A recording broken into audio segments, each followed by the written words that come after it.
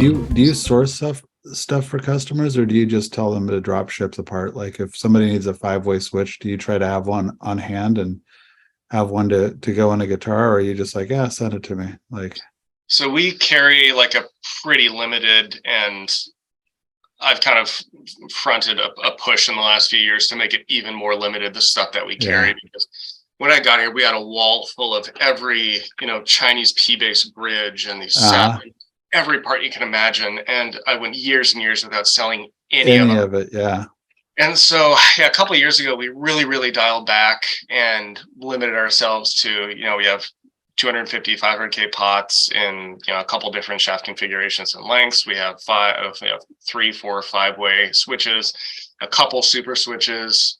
And I mean, that's basically it. Obviously toggle switches and things like that, but like really bare bones stuff to work on, Fenders and Gibsons, and anything beyond that, we just say, hey, have it drop ship to us and do whatever you want.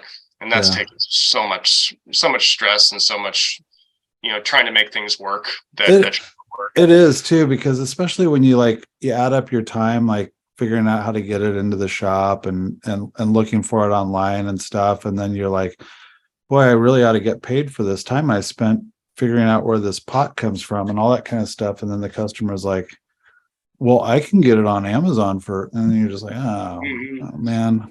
I am happy.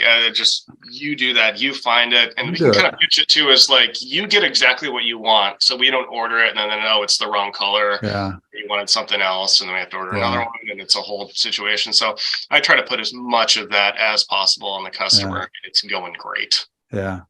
There was a time when you could make some money on parts, but those days are gone. Yeah, I mean, we stock like even pickups. I mean, we stock a couple Lawler sets because Lawler's right down here in Olympia, and then a couple LR bags, acoustic pickups, and I mean, we probably have less than 10 pickups that we stock, and that's more than enough for me.